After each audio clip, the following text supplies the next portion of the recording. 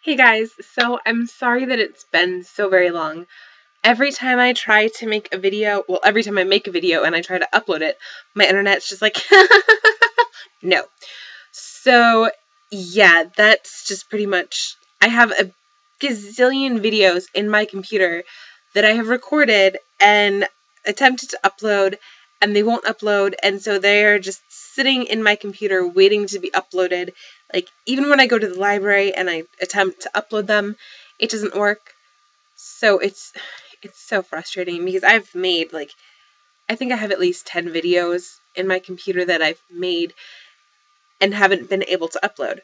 So hopefully this one will upload because I actually want this video up in a timely manner so that people can actually see it, and maybe like appreciate my video. So here's hoping. So yeah, the reason I am making this video today is because I went to go see The Fault in Our Stars. And I know a lot of you went to see it last night, and you went to the 9 p.m. showing or the midnight showing or whatever.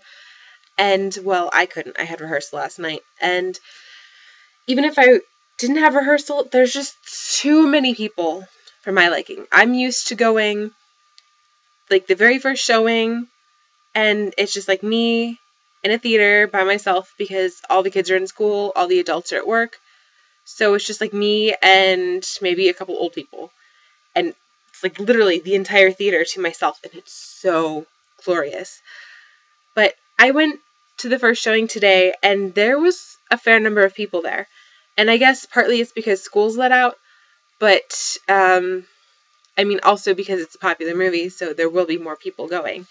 And before I start this, I'm just going to preface this by saying that if you had not read this book yet, read the book first and then go see the movie, okay? Do yourself a favor, read the book first and then go see the movie. I hate when people go to a movie without having read the book. There's only some movies that I will do this for, namely Nicholas Sparks books. And I just, that's my tradition. I see the movie and then I read the book. For some reason, that's like how it's always happened for me. But I usually try to read the book first before I see the movie.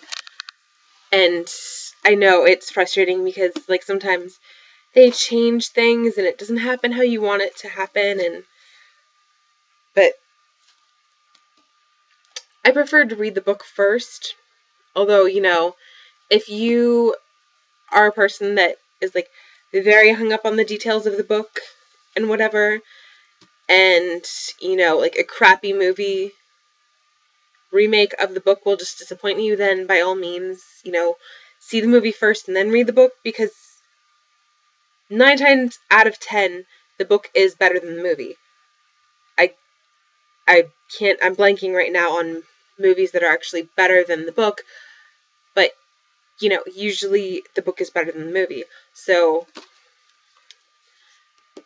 yeah. So this book, if you've read it, the feels, so many feels. So many feels in this book, but it's still a good book. And John Green is so good at that. He's good at writing emotionally, but at the same time, there's humor involved. So, like, you might be crying, but you're also laughing, and it's sad, but it's funny, just because if you've ever seen any of John Green's videos, you know exactly what I mean. The way he speaks, that's how he writes. And he's an amazing writer, and it's so good. So, yeah, this movie is about a girl who has thyroid cancer, and she's dying, and her parents make her go to a support group, and she doesn't like going, but she goes to make her parents happy, and she goes, and she ends up meeting this guy, and she tries to push the guy away because she doesn't want to fall in love, and she doesn't want to hurt anybody, and she ends up falling for him anyway, and she gets him to read a book, and he loves it, except the thing about the book that they read an imperial affliction. That's the name of the book. It's a girl about cancer, and the book just ends abruptly, like mid-sentence. It just ends. And so they both, like, she freaked out about it, and she tried to get in touch with the author and never heard word. And so he was freaking out, and so he goes on the internet and finds the author and emails the author and gets a hold of the author. And so then she emails the author and corresponds with the author. And he says to Hazel, if you ever find yourself in Amsterdam, come look me up and we can talk about the ending. So, being a cancer patient, you get Make-A-Wish. Except in the books, it's the genie or whatever. So, Hazel has already used her wish because, like any normal 13-year-old with cancer, what's your one dying wish? To go to Disney World or Disneyland. To go to Disney. So, she used her wish on Disney, and so she doesn't have her wish anymore. But Gus, being the adorable, wonderful guy that he is, he doesn't give her his wish, but his wish is to see the author, and since Hazel is the one that got him into the book, he brings her with him. And so they meet the author, and the author is just a dick. He's a total asshat. And he really is. He just, like, totally evades all of their questions and is rude to them. It's like, they flew across the ocean pretty much to talk to him about his book, and he won't even have any of it. So they leave and storm out, but they still have a fun time in Amsterdam. And they get back, and Hazel finds out that Gus isn't entirely cancer-free. His cancer has come back, and he's dying. And he ends up dying before Hazel. And, spoiler alert, Gus ends up dying before Hazel. And so, before he died, he had Hazel write a eulogy for his funeral. And he had, like, a fake funeral before he died while he was still alive. He's like, I've decided I want to attend my own funeral. I just love how insightful his character is. Gus is just a great character, and sadly you don't see many guys like Gus anymore. There aren't. Maybe they all have cancer and have died, but, I mean, he's funny and insightful. And it's just a wonderful mix. And so he dies, and Hazel is at his funeral, and the author, Van Houten, shows up, and Hazel's in her car, and he, like, pops in the car, and she's, like, politely asking him, please get out of my car. You know, like, her boyfriend's dead. She's just upset. She wants to grieve, and this asshat is in her car, bugging her. Like, if I were her, I would not have been so nice about it. I would have been using some explosives, because I would have been like, just get the fuck out of my car. Like, I would not have been asking nicely. I would have just been screaming at him to get out of my car. But, yes, so it ends, and the author, Van Houten, had given Hazel a letter, and she's like, I don't want to read anything you wrote, and then she finds out that it's actually a letter from Gus, that Gus had written to Van Houten about his eulogy for Hazel, and can you make it better? And so she's reading it, and at the end of the letter, he says how he's quite pleased with his choice of person that he picked, and he hopes that Hazel is too. And at the end of the book, let's see if I can get it right.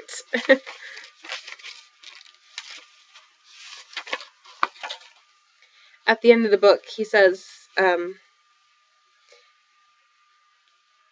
you don't get to choose if you get hurt in this world, old man, but you do have some say in who hurts you. I like my choices. I hope she likes hers. And then at the end of the book it says, I do, Augustus, I do. Well, they changed it in the movie, and she's, like, laying, the feels.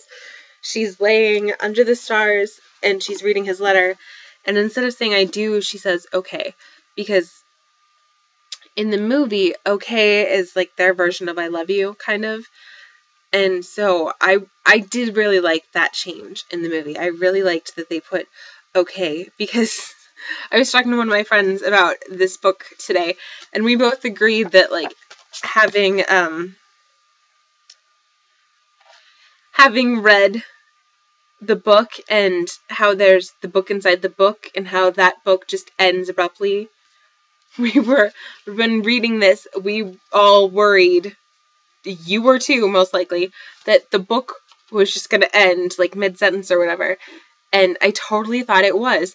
And the whole time I was reading this, I was like, John Green, I swear to God, if you just end this, like, mid-sentence, I'm going to flip shit. I'm going to throw the book at the wall. Like, thank God he didn't. The other thing, because it'd been so long since I've read this book, was that at the end of the movie, after she says okay, it just fades to black, and then the credits roll. And for some reason, I kept thinking that Hazel died at the end.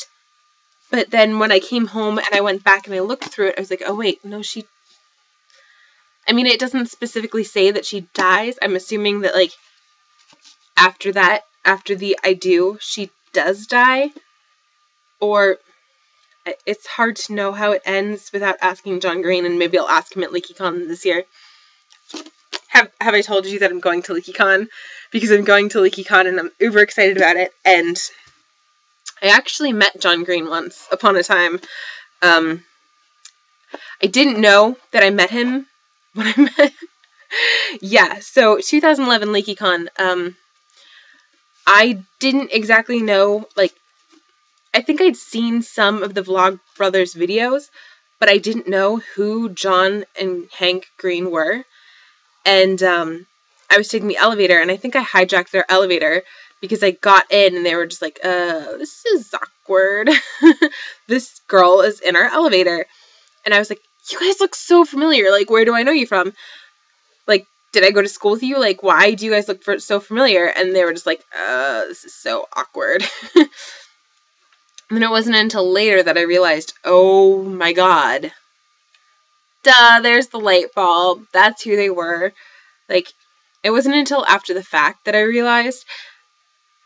I always do that. Like, I meet somebody and I'm like, do I know you? And then I'm like, oh, okay, yeah. So, yeah, LeakyCon this summer. I'm so excited. It's in Orlando again. I'm only sad that I'm missing my awesome Aussies, Mel and Emily. Love you guys. I'm going to miss you so much. I roomed with them my first LeakyCon down in Orlando, and we had so much fun. And I'm also going to crazy miss my bestie in the Westie, Val, who I also met. She was supposed to room with us in Florida, but she didn't, but I still became friends with her. And I'm still friends with her, like, best friends. Like, even though she's on the other side of the country, I still, like, keep in touch with her daily. And, yeah, like, kind of my cyber friend, but she's totally one of my best friends. And I'm gonna miss them so much. I am rooming with some new people that I haven't met this year, but that's what LeakyCon is for. LeakyCon is for making friends with like-minded people. LeakyCon is more than just Harry Potter conference. It is a conference of all things awesome, and if you like all things nerdy and fantastical and awesome, then by all means LeakyCon is for you, because it's in Orlando again. So I'm assuming theme park again. The last time they shut down the entire park and it was just the LeakyCon kids at Wizarding World, and they had free food and free butterbeer and free pumpkin juice, and oh, it was so amazing.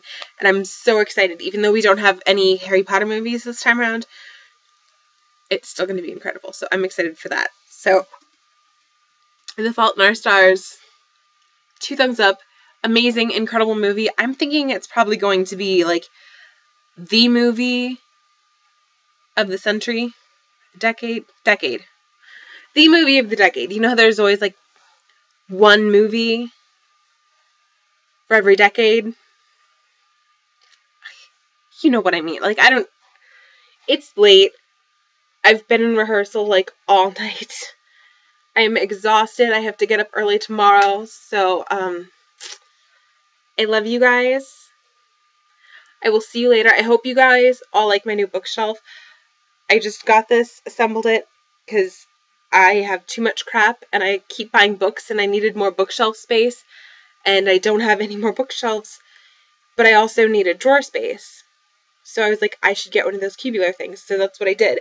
And they didn't have what I wanted, so I had to, like, do some creative assembling. But I think the product came out pretty awesome. And if my room is ever clean enough, I will give you a tour. I can't promise anything because if you know me, you know how messy I am. Like, there was a reason you can only see, like, so much of my room when I record a video from my desk, because my room is a freaking mess. And I'm admitting it on camera, but if you saw it, you'd be like, oh my god, that is awful. It's like a bomb exploded. Like, it's always so bad, and I'm, like, in the midst of cleaning it right now, and hopefully I can get it clean, but my room is always a work in progress. So yeah, I love you guys. The Fault in Our Stars, 2 thumbs up. It's a good movie. Go see it. Go read the book first. Go read more John Green books because they're all good. They're making the Paper Townsend 2 movie next. That's also an incredible book, so I can't wait for that. Yeah, and if you guys have any book suggestions that I should read this summer, put them in the comments down in the doobly-doo. Love you guys. I'll see you later. Bye.